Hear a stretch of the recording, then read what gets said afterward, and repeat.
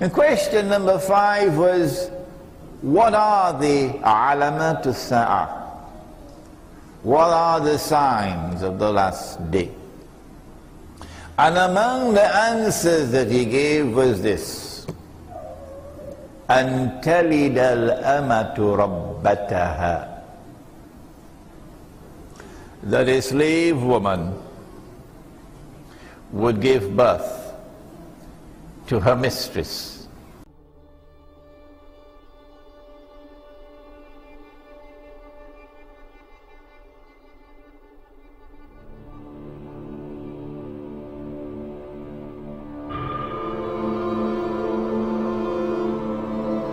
En fait, il faut bien distinguer le féminisme de la femme et de la féminité.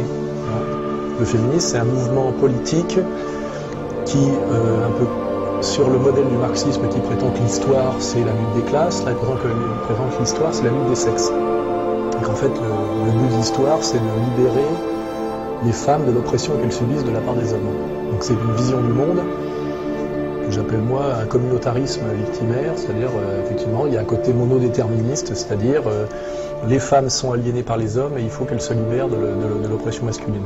C'est la première définition sérieuse du féminisme. Et d'ailleurs ça a commencé aux États-Unis avec ça s'appelle la théorie de la nouvelle femme, qui consiste à sortir la femme du foyer, qui est un rôle non marchand, sans pouvoir d'achat direct, et de la culpabiliser et en même temps de lui faire prendre conscience ou de forcer sa conscience pour qu'elle pense qu'être femme au foyer, mère de famille, épouse, c'est une aliénation, une souffrance, une humiliation. Ce que les féministes présentent comme un acquis de haute lutte était la volonté profonde de la société marchande de mettre les femmes sur le marché du travail et sur le marché de la consommation. And now we want to understand why did he say, sallallahu ta'ala alayhi wa sallam, that a slave woman will give birth to her mistress. For this, we have to go again to the hadith, in which Nabi Muhammad alayhi salatu wasalam prophesied about Akhirul Zaman, that women would dress like men. That's an amazing thing. That women would actually dress like men one day? Would we ever live to see a woman in a jacket? Would we ever live to see a woman in blue jeans? Would we ever live to see a woman with a tie? Wake up. It's already here. It's already here.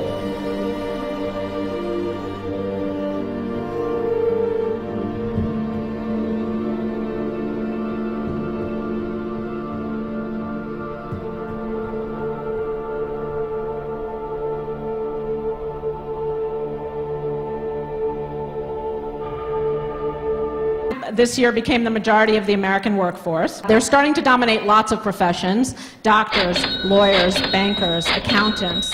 Over 50% of managers are women these days. So the global economy is becoming a place where women are more successful than men.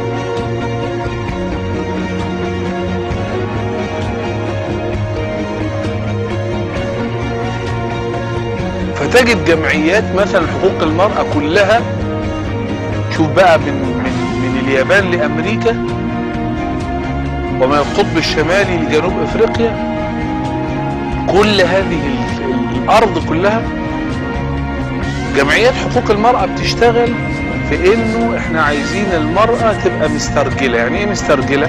يعني يشبهون بينها وبين الرجل في كل شيء.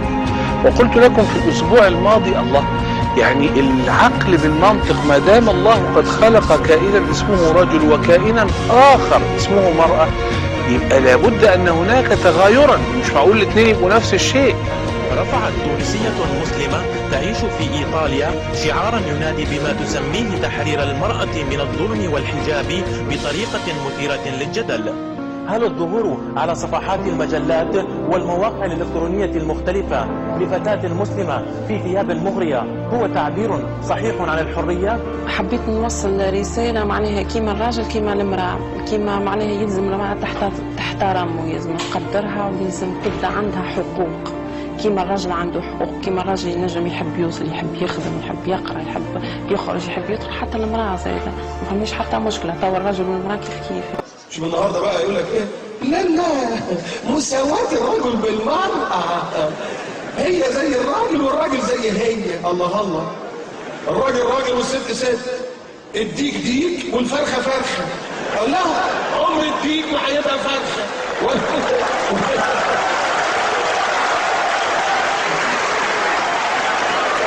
والله عمر الديك ما هيبقى فرخة ولا الفرخة هتبقى ديك. هم بتوع اذا كانت واحده طالعه في الاعلام بتقول لك انا بمشي في الشارع مش حاسه بانوثتي، طب انا مالك؟ انا مالك انت وانت انثى انت ولا شكل انثى انت؟ شوف والله العظيم، ويطلع واحد في البتاع ده الاعلام برضه يقول لك عادي، ايه اللي عايزين يغطوا المراه؟ تغطوا المراه ليه؟ الله دي زي اختي، ده انا لو شفتها عريانه اغطيها. يا نمس يا نمس The Prophet said, sallallahu ta'ala alayhi wa sallam, that the last people to come out to Dajjal will be women. Are you going to be angry with him for that? Our sisters in the world of Islam who have taken up the cause of the feminist movement, are you going to be angry with the Prophet for that?